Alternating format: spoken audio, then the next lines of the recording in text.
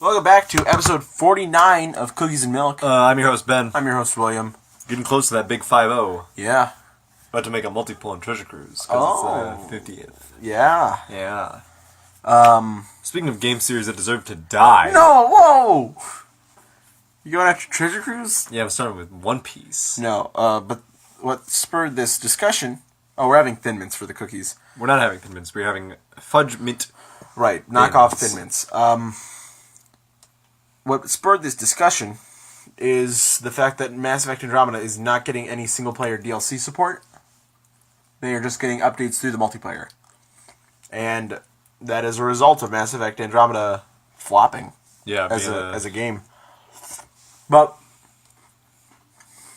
the result of this... Yeah, I can understand deciding to drop single-player support. Because if you bring out more DLC, you have to hire all those voice actors again. Write more storyboards, so you got to pay those storyboard artists and stuff. It released without a season pass? Huh? It released without a season pass? I think so. Weird. I don't think Mass Effect has ever released with a season pass. Huh. It's hard to believe in this in today's economy. Yeah, I guess. Mass Effect isn't always... Mass Effect was never that type of game series, though. It did release with Day 1 DLC, though, in the form of From Ashes with Javik. But Javik's a good... I think Javik is worth the Day 1 DLC. He's a good unit. A good character. But the result... It's not just the lack of DLC for Andromeda, because that would be too much money for not enough payoff. Not enough people would buy that DLC. But at the same time, it's not just that. They're not just going to start on the next Mass Effect Progress game. They are shelving the Mass Effect series and taking a look at the BioWare Montreal unit as a whole, I suppose. Right. They're attributing this failure to the company and to Mass Effect as a whole, as opposed to, just the fact... Did you guys see this fucking game? If the company thought for a second and were like, wait a minute, this brand didn't make us a lot of money. What happened? Was it the team that decided to put too much shit in and it didn't work, and then they botched the whole thing and started working for 18 months on a game that had 4 years to do? They had 4 years to do it. The issue becomes, Mass Effect 3 was good enough to get a sequel. Yeah. But not good enough to keep going through a bad sequel, I guess? Yeah. Mass Effect 3, that's the thing. I don't fucking get it. Mass Effect 1 had one story artist, or had one story writer. Then in 2, they had him and another one. And by 3, it was just the other story writer. So any vision that the first writer had in Mass Effect 1 was gone by Mass Effect 3. Yeah. Which I don't... I love Mass Effect 3 as a game. And I'm fine with what they did. But, yet again, they rushed it. They rushed Mass Effect at the end with the ending. And, god damn it, stop rushing Mass Effect games. Just let it come out when it'll come out. People...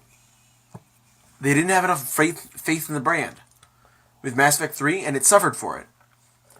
They had too much faith in the Mass Effect brand, and it ultimately let them down, because if you think it can sell on hope alone, not give out enough info on it, then it's gonna flop, of course. And if you fucking work for 2.25 years... Yeah.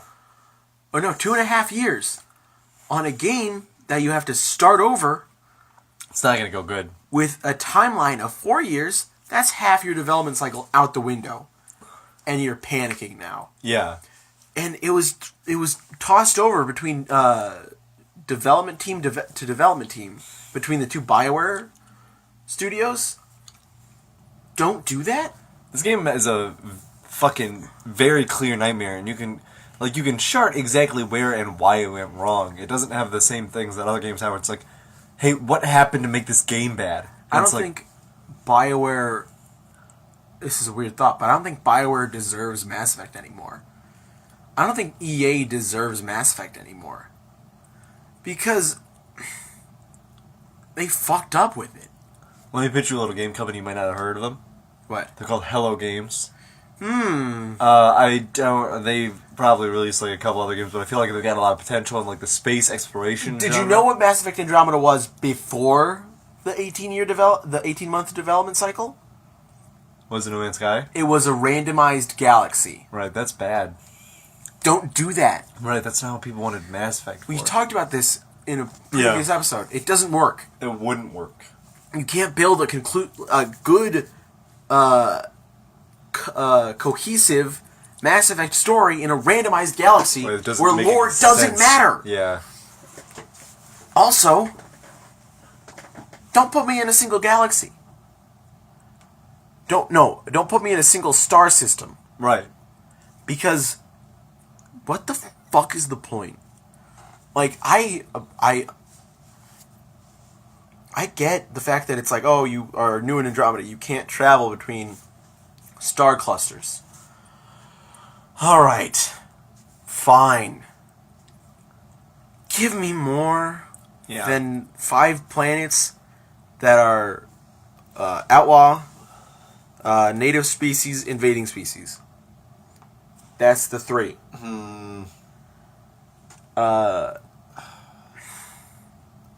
But it's not Mass Effect's fault.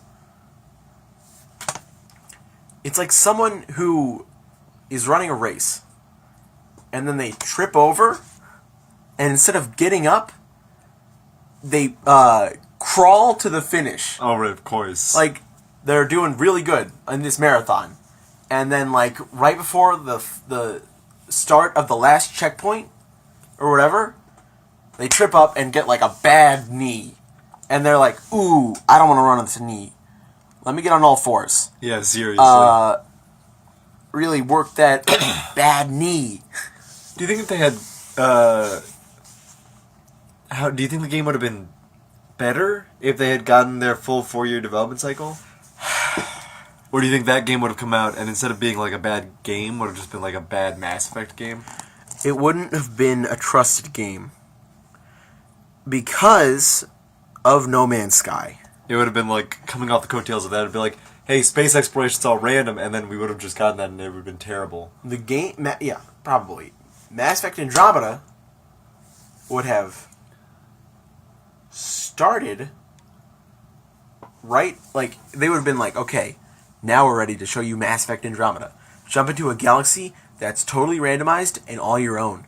But it would have been a buggy mess, and people would have gotten the same results all the time. Yeah. And they realized it would have probably been like a cycle through thing. Like, fucking make Mass Effect 2 again. You know, a good way to test brand loyalty, release the HD Mass Effect Trilogy. Oh, on PS4 and... PS4, Xbox One, update it for, New generation. New generation of gamers. give them Randomize all the characters. give them all a fresh coat of paint, And then see how people feel about them. and then release it, and if people take it, that's how you know that the game is still viable to be a brand. Right, you can still make Mass Effect games because people want them. This makes me real worried for Dragon Age 4. Because Dragon Age 4 still has a story going for it. It's still based in something. But, I don't know what the hell BioWare is doing. So, let's jump off Mass Effect for a bit. And talk about other games that should end a game series. Like game series. I'm surprised that there's a new Assassin's Creed game coming out. Yeah? That's not true. I expected that. What I am surprised for is that people look like they're excited about it. Yeah. And I understand. Egypt looks like a breath of fresh air for the series. So it won't be another white dude with X amount of guns. Yeah. which is great. Like, that's something the series desperately needed. But, man, is it going to be hard to make me care about Assassin's Creed ever again in my whole life? Like, that's a lot to do. I'm glad it took such a long hiatus-ish. 2 years. Was it really only 2 years? I mean, did you think it was going to be longer? Fuck, I don't know. I felt... Anything that's not 1 year feels like an eternity that I haven't seen Assassin's Creed. It's surprising we didn't see a new Assassin's Creed last November. Yeah. But it's coming out this time. Yeah, because it looks like they really wanted to sit The down. last one was in Britain. Yeah, we were getting, like, really close to, like, just modern day. Mm-hmm. Which wouldn't be bad. I mean, like, an Assassin's Creed game in modern day could be really cool. Or even an Assassin's Creed game in, like, the 1920s. Where you're, like, a World War II guy. Already getting World War II Call of Duty, so. That would... As soon as, like, Assassin's Creed graces, like, industry, or the future, and by the future I mean the present, they are so scared. Because that's no longer Assassin's Creed. That's you being an assassin. Right, yeah. In the real time. Which I guess implies more freedom than, was there even a fucking Animus in Syndicate? I'm so, like... I have not tried at all to keep track of the story of fucking... There was no Animus in Unity.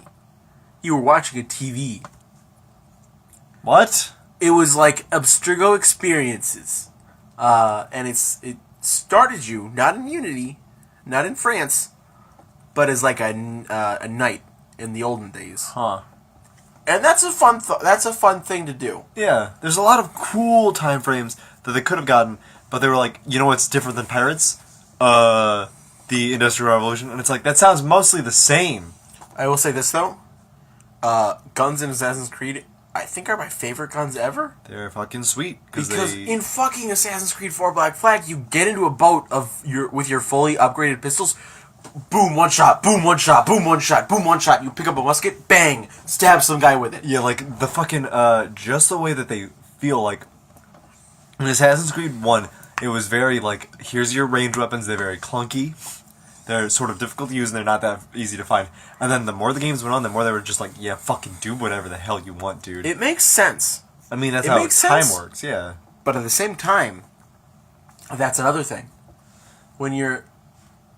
It crests from you're not allowed to do a lot in the Crusader times. So you can do a lot in the Unity time. Hold on, I gotta sneeze. In the front. Christ, dude.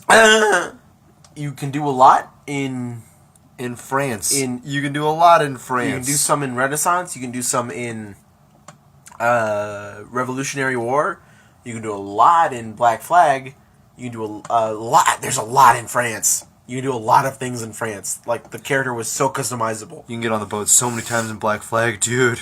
But then it starts to crest down. Like, what can you do in modern day? Other than use a gun and a stun stick or something. Like, a lot of guns. Like, drive cars. You can play Watch Dogs. Just play Watch Dogs. I won't. You can't make me do that. That is Assassin's Creed on... No. Yes. You can't do as cool parkour stuff. You're a guy. You're some dude's uncle. Yeah. And he says, "School the Paladin." God, the best Sweet. Oh, I hated Watch Dogs. That should have been a brand killer. It's gonna... fucking...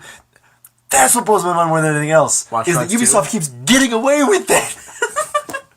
More open world. Every game they release should be a brand killer. Far Cry? That's an open world game. Hey guys, it's another Assassin's Creed game. Hey, are you still fucking over there making Assassin's Creed games? Yeah, we're gonna keep making them until time ends. Fuck Finish you. the story, asshole. Who is buying these games? Hey, it's Watch Dogs. You guys like Watch Dogs, right? No one liked Watch Dogs. Watch Dogs is really bad. Hey, it's Watch Dogs 2. You're gonna love it because we fixed everything. You don't get a chance There's to fix a dick everything. in there. And nudity. Like general nudity. You don't get to fix. Want to buy it? No. Why was this a success? That's what blows my mind. I guess they waited long enough for the sweet spot. Because, like, I was talking to a friend of mine, And he was like, hey, you gonna get Watch Dogs 2? And I was like, I fucking hated Watch Dogs 1. Yeah. I think it was goddamn garbage. And he was like, yeah, it was pretty bad. And I'm excited for Watch Dogs 2 because there's like co-op and stuff and everything. And I was like, what? They introduced a new game, but still marketed it as a sequel. Right. They left it alone for long enough because Watch Dogs 2 was like one of the starting titles on the PS4 and Xbox One, right? Watch Dogs 1? Was it just PS4? What? No, Watch Dogs 1 was PS4. I think it was also Xbox One.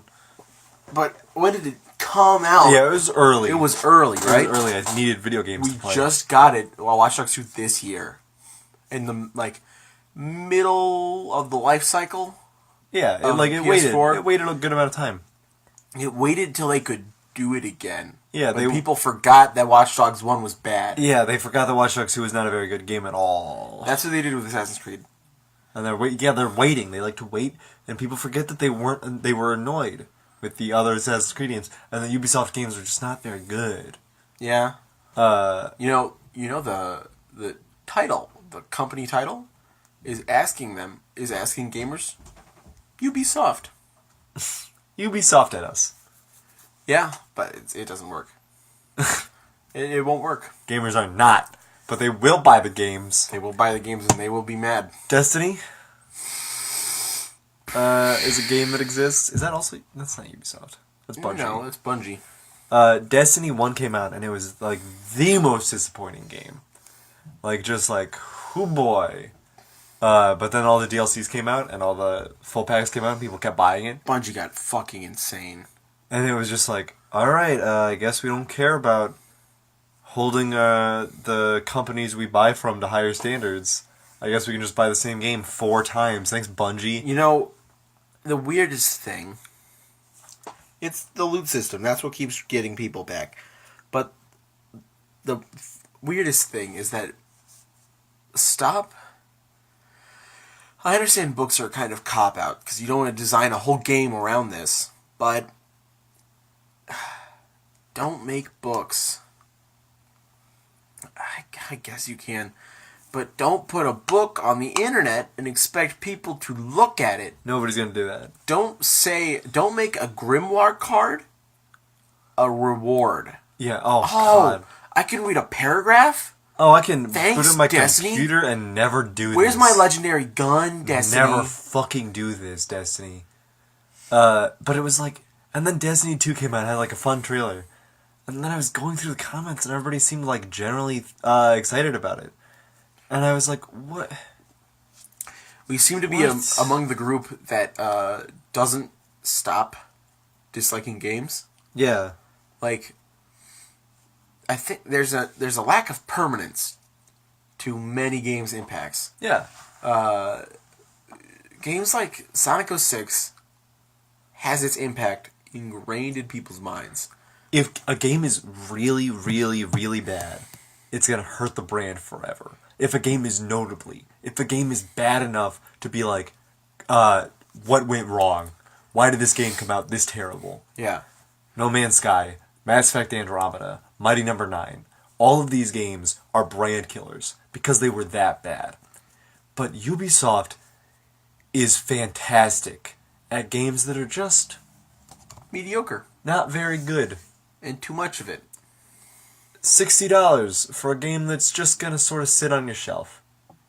You'll play it for a little bit, you'll get bored of it, you'll put it down. You'll keep saying to yourself, hey, I should finish that. What do you call Assassin's Creed? Fucking letdown? No, I mean genre-wise. A platformer? An adventure game. A hack and slash? I call it a collectathon. That's probably correct. That's what it is. Show me the difference between Banjo Kazooie and Assassin's Creed 4 Black Flag. You can... fuck Black Flag. I like Black Flag. Black Flag's my favorite one. Can you skin a turtle in Banjo Kazooie? You fight a turtle. I'm sure you fight a turtle in But Banjo you can't Kazooie. skin it. I guess, dude. Can you play as a uninteresting white man? That's the question, is Banjo... What ethnicity He's a bear. is Banjo? And ask his sexuality. You play as Banjo and Kazooie. Kazooie's a girl. Oh, that's revolutionary for the time. Yeah. That's revolutionary for this time. Yeah. You could play as Emily in Dishonored 2, Yeah. that's just Banjo Kazooie. Huh. That's the title of this episode. That's just Banjo Kazooie. You look at all.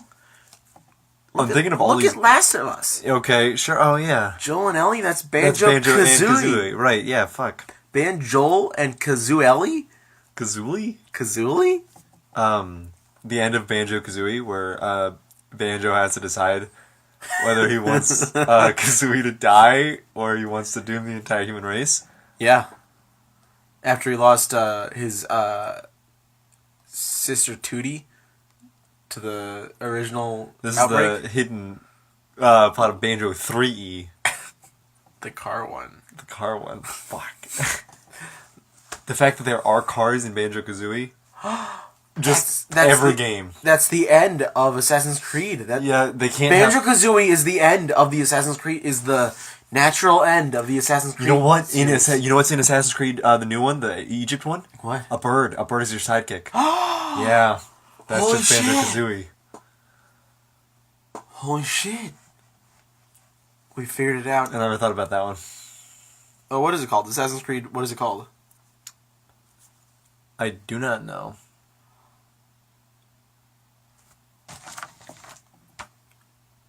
Huh.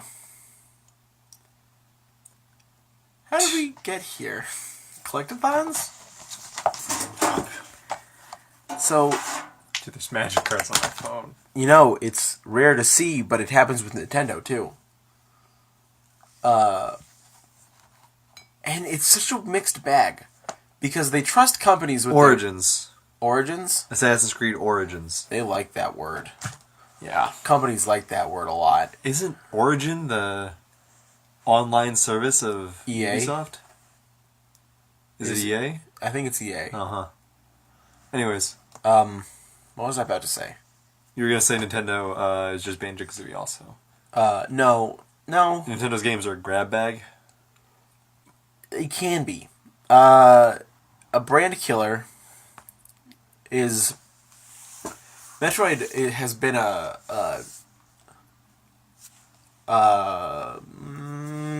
what is it called? Shaky boat. A shaky boat. It's a shaky boat. But it in was itself. only shaky when they gave it to Team Ninja. Right. That was the only shaky boat. It was consistently like, I don't think I'd ever heard anything bad about any of the Metroid games. Or maybe about Metroid 1 now. Like, going back to play Metroid 1 It's now is so bad. bad. And then Other M came out and it was just like, who boy, we don't talk about that one. That not only killed the game series, that assassinated Samus's character. Yeah. And I think that happens for other brand killers, like how it just kills the character. Yeah. That's one of the things that happens a lot, is that, like, you do that to your character and it's just like, why did you do that? Yeah. You ruined him. And that's the thing about Nintendo games. When they lose momentum, they're fucking dead. Like, they crash and burn. Metroid has not had a good game, and I don't know about Federation Force, but no one liked it. Yeah. Everyone saw that, and it's like, this is a slap in the face. It was one of those games that would be a brand killer, but Nintendo was like, hey, here's Metroid Prime 4 and Metroid Samus Returns. Yeah, that's a good way to get the game series back. But Yeah. you know what else tried to get the game series back? Star Fox Zero. Yeah. That was the last nail in Star Fox's coffin. Because do you think Nintendo saw the negative reviews of Star Fox Zero and thought, damn, they really didn't like the motion controls. And they were like, damn, they really didn't like They Fox. really didn't like Star Fox. I don't know. And then they put Star Fox away. I mean, I think it's going to be a while before we see Star Fox again. But I think Nintendo's got to do something with, like, everything. Hypothetically, we'll see a new F-Zero game, but Do you think? I don't think that Nintendo's a company that would ever shelf a product forever. I feel like they try and get the most out of things, even if it's just, like, little things.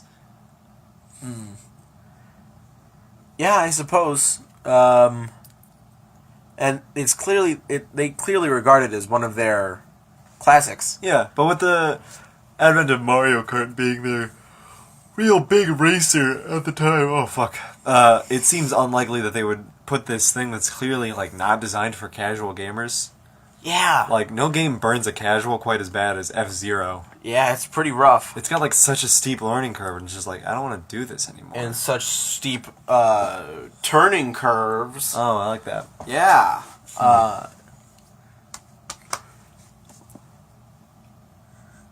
Star Fox Adventures should have killed the brand, Right. but it didn't. That's the thing I like about Nintendo as opposed to other companies, is that when a game should kill the brand, Nintendo takes a pause on it. They say, alright, we didn't do that great with that one. They didn't wait that long. They put out right? Star Fox Assault. Star Fox Assault was by far A game. the okayest game. Like, it wasn't bad. It had a decent amount of flying segments, and the ground combat isn't bad. Like, that's the problem. At the same time, it's that people are like, "Oh, he's not in the spaceship. He's not flying around shooting things. That's not Star Fox." We had just come off Star Fox Adventures, which was on a whole bad because it wasn't in the spaceship. He gets in the spaceship so shortly in Star Fox Adventures. Like, he does it in the start, and he does it, like, around the end, I think. There's a couple of levels where you are in the ship and you do ship stuff. Yeah? And I remember because our aunt bought the turbo controller, Yeah. and you press the turbo button so you wouldn't have to press the A button to shoot anymore. Uh-huh. Huh. Yeah. Weird. Yeah, so that's why we have that. Huh. What else? I like Nintendo's Kirby plan, Yeah? where they say Kirby game, spin-off game, Kirby game, spin-off game, Kirby game, spin-off game, Kirby game, spin-off game. So it's like, hey, here's a Kirby game. Oh, Kirby game, I like Kirby game, spin-off game. Oh, I like that, so Kirby game. Oh, Yeah. I like Kirby game, spin-off game. I like that one. Kirby game. Spin-off game, spin-off, and then we're in like a sort of weird flux of spin-off games. Like, we got a bunch of them right now. Yeah, Kirby likes that. Yeah. And it's fine. Like, a lot of times they're just really fun. That being said, didn't people really like Kirby's Air Ride? Yes, it's one of those... Why don't we see more of that? How many fucking racing games can Nintendo make? That's the thing. Like, you can make a lot of them. Yeah. That's not a bad thing. You're never going to be known for for the company that makes a lot of racing games. You're going to be known as the company that makes a lot of good games. Yeah, but it's the kind of thing that it seems like a huge way to stretch yourself super thin. It wouldn't... Air Ride wouldn't replace Kirby. I know. Like, if they released... I needed more out of Air Ride 1. Like, I don't know how people got so much... There was a surprisingly large amount in there. I guess, dude. It felt like it was very small. Yeah. Like, there was not enough to go on. And I mean, I know there is. There I were know a lot there of, is. like, unlockables. A lot of like, that unlockables. whole minigame. A lot thing? of challenges. Weird. A lot of mini games. Not like a Grand Prix. Not like a list of stages you can choose from. But like It was like 4 stages. the game 4 decals. was, the game had a very Sonic Riders feel to it. I don't know. It had a very fast, and I don't mean like, carts are going fast. That's also the case. But at times, it's kind of a mix between Mario Kart and F-Zero. Yeah, because there are power-ups and items. It has power-ups, but at the same time, it can be too fast. Yeah. Like, when you're Kirby, when you're riding on the Warp Stars, you can, like, go from one wall to the next wall, like, immediately. Yeah. Like, it's not the best. That being said, make something for the Switch. I'm sure you could do something with it. Yeah. Paper Mario. Sticker Star should absolutely have been a turning point for Nintendo. But Nintendo is too goddamn stubborn for their own good. Sticker Star was the worst Paper Mario game. And instead of being like, oh shit, Gotta go back to Paper Mario. we should go back to Paper Mario The Thousand Year Door, what many people say is the best Paper Mario game. because, there was a point. There was someone who. You know what's weird? What? At this point, there are 2 traditional RPG Paper Mario games. Yeah. And 3 non-traditional RPG Paper Mario games. Yeah. That's true. It's like not even the majority anymore. Yeah. It's not even like they need to go back to what they were always doing, because they've technically done more non-traditional. Yeah, but there's so much more in the first 2. Yeah. It does so much more with the Mario world than any other main series Mario game has ever done. Yeah, Let me see a new Paper Mario game that lets you talk with Lumas that aren't just talking about Rosalina being their mom. Let me see a fucking seedy-ass town with Lumas giving you shrooms. What are you asking for? I need, in fucking Rogue Report, in Paper Mario The Thousand Year Door, you start out in, like, the shittiest town. And do you ever think of Mario as that? Like, No. going to a town that has a fucking noose in the center of it. Like a RPG town. Oh man, they're so good.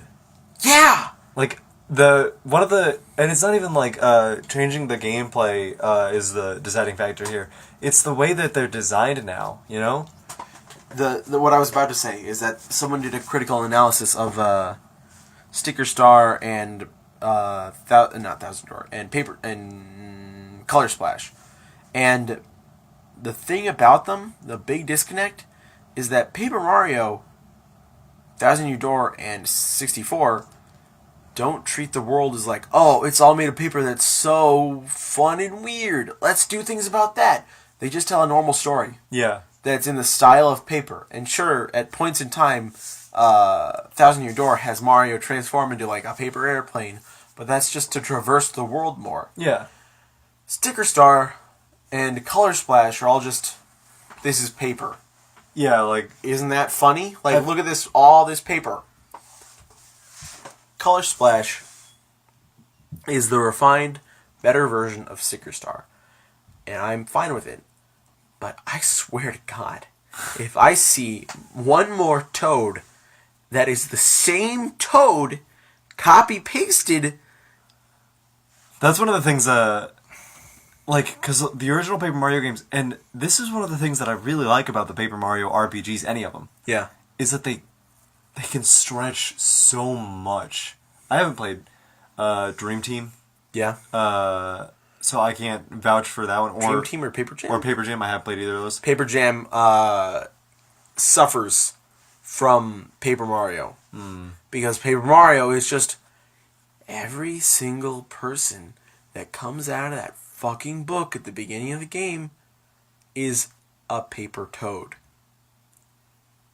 What? The mini games that you need to do in order to progress in the game is you need to find a bunch of paper toads, chase them around, find them throughout the hidden place, and send them back to Toadette so she can make more things. There's so much to the Paper Mario games that isn't just, hey, here's like Mario characters but paper. You know what would have been good? To celebrate both RPGs, have every single character, All the little followers from all the little Paper Mario. followers, anyone. You don't see any of them? Paper Luigi isn't even in it. Jesus Christ. It's just Paper Peach, Paper Bowser, Paper Mario, and Paper Bowser Jr. Paper. He's only in Sticker Star, and he looks like a fucking, what is it called? Scribble Knots thing. Ugh. Like you type in Bowser Jr. and it's that. Oh. He's like fucking poorly drawn. He's like a grainy. Are you gonna look him up? I have to, because we're discussing something. That's a visual thing. He's a grainy thing. But I would have been so much happier if Paper Jam had been like, oh shit, Paper Bowser is here, but also all of the X-Knots are. Oh, yeah. Maybe to win the game, you gotta collect all the 7 stars from Super Mario 64. No, that's not. Is that how he looks in the game? Look at him in the game, right there. It's a video. That's a video? Let me see if I can't. Look at him, though. Yeah, I don't like that. Yeah, he's not good. Like, it doesn't work. He's too small to get good detail out of the paper. And they put so much effort into the clown car. Yeah. I guess. But... And it's not just, It came out of left field for the people who made, Mario and Luigi, Superstar Saga, and all of that. Because they give new things. They take you to the Bean Kingdom. They show all the Bean people. They take you to they show you block people. Like people who are blocks. Yeah, I know them. I'm familiar. And they take you to the Dreamy Kingdom. An island that is just all based around dreams. There's too many toads. There's too many goddamn toads. And I get it. It's the Mushroom Kingdom. There will be toads. But in the Mushroom Kingdom, in Paper Mario, there was more than just toads. Yeah, one of the best things about Paper Mario is that, I mean, even this is the same There was a Toad. species of penguins. This is the same Toad copy and pasted, right? It's like there's nothing interesting about these Toads. Other than colors. And that's the thing about Paper Mario was that even when you go to a little town, it's just like, hey, it's just a little Toad town. We got a sleepy dog on our bed. On the bed. When you go to when you go to a little Toad town, there's so much life there. It's just like, it legitimately feels like any other RPG town. There's like, oh, here's the shopkeep Toad. Here's this Toad, and they live with their mother and father. This Toad has hair. This Toad is a bigger, differently built. This Toad is just fucking differently colored than what normal Toads would be. It's Different body shapes, different ages, clearly visible things. yeah. Koopas. Koopa villages. Have a village. Bob-ombs. Bob-ombs are people. The clouds, the everything. There are so many different types of Lakitus. worlds you can live in. Yeah, Lakitus. And then you go to Thousand Year Door, and it's like, okay, you start out, you get a Goomba in both games as a follower. Then you see a fucking, I think one of my favorite designs in any Paper Mario game You never get a Toad as a follower. is, no, you don't. Surprise, surprise. Is a person named Bobbery. He is a sea captain Oh, that's the Bob-omb. Bob-omb, yeah. And his back is a steering wheel. Yeah. Just moving, and he like has a captain's hat and a mustache. He looks really fucking cool. It's just like, oh, I guess I should look up a picture of Bobbery. Look at Bobbery. I He's forgot so the- fucking cool. I know Bobbery. And then Madame Gusty? Right, the ghost with the wind with tits. Okay. Buddy. What? That's so crass. She's a Hold on a second. performer. It's Admiral Bobbery. Admiral by the way. Bobbery. Look at that guy. Look at that guy. He's so fucking cool. You don't see anything like that in anything in Secret Star or Color Splash. You see nothing new in any of those. Notice how Bowser's the main antagonist of both. Even though he's not the main antagonist of any of the... He is the main antagonist of one. Is it Sticker Star? No, of 64. Oh, of 64, yeah. Because of course. Yeah, you got But it's still it pushes is not Madame Gusterly, as it turns out. Oh. Bluster? No. Paper Mario. Did you look up Madame Blueberry? No, I looked at Madame Blastili, because I did not type the R. No, that's nothing. Just look up Paper Mario. Look up Paper Mario Madam. Those are in your search results forever. There she is. There she is. What's her name? It's Madame Fleury. That is dude. it. That's it. And you fucking kid. This isn't. What? What's wrong with her? What's up? I've said I was crass, but look at this. Hey, Look at this character design. buddy. What? She's a confident woman I know. who you have to blow into to do things. I hate that. What? Why do you have to do that? There's Vivi. Huh. Oh, they drew her as a human. Oh, there's like some weird. There's, like, it's It's two things. It's her as extremely big, drawn, and Mario is cowering behind her.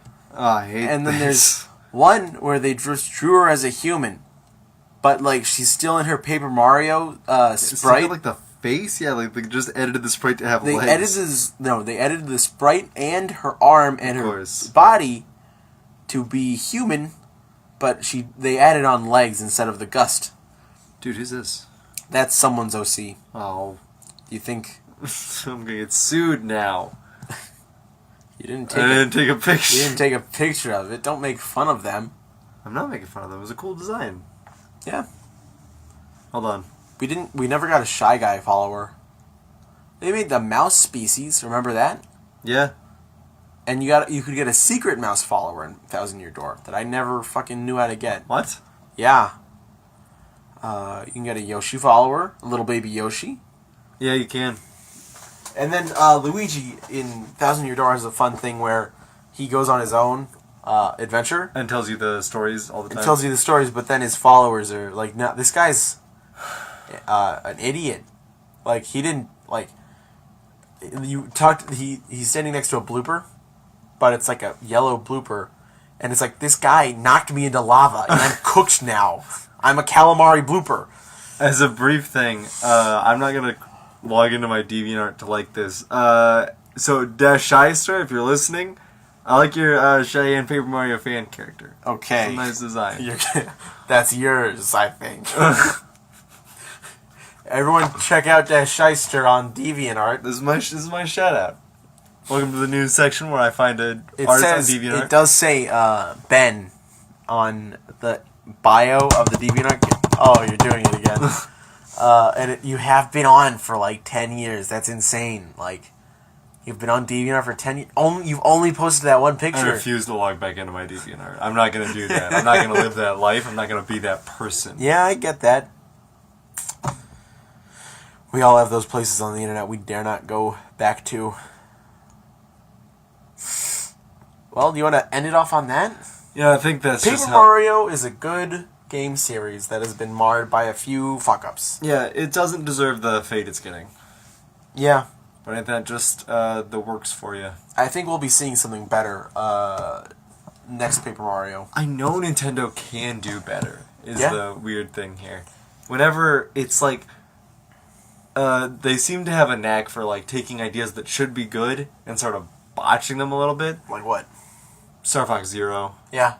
Paper Jam, Paper Mario. Paper Jam is a fun game only when I'm doing the combat. Right. But, and then like, games like Mario and Raving Rabbids, Mario Rabbids Invasion, that game, by all intents and purposes, It is Ubisoft. Fuck. Ubisoft ruined Rayman. God damn it. But Brought it back. they brought it back with they brought back Rayman and made it good. So, alright. Gonna end it here. So, let's talk. Mario Rabbids Invasion looks good. Kingdom Battle. Kingdom Battle looks like a good game. Yeah, it looks like a fun game. It doesn't It's look bad. taking Mario in a direction he's never been in before. As a third thing, sometimes game series need to go to sleep for a little bit. Yeah. And then sometimes they need to be reborn in beautiful, from the ashes like a beautiful phoenix, a la Doom. Doom is good. Fucking awesome. Like, I'm sure I'd feel the same way about Wolfenstein. like sometimes you need a return to form in like Sonic Mania or Mega Man 9 or 10, and sometimes you need a return to form where you take everything about the original Doom original games and you just fucking make it modern. And you just say, hey, check this shit out, it's cool. Yeah. It's fucking sweet. That's what we should talk about next podcast. Being reborn from the ashes like a beautiful phoenix. The revival of a series. So a series salvation. You know? Yeah, I like that. It's gonna be good since we should be rebranded by then and have put up like a video. Oh, what do you know? Yeah. Well, that was Cookies and Milk. What did you think of the cookies? They were okay. I did not like them. I don't know, like, you can't really go wrong with Fudge Mints with me. I really like Thin Mints. Like, I put down a box of Thin Mints by myself. I was struggling to get through the 5 of those. Really? Yeah, I felt like the thing about normal Thin Mints is that they're like chocolate, like a little kick. These were like someone put a Mentos, like wrapped a Mentos in chocolate. Really? And was like, hey, here you go, you eat this, idiot.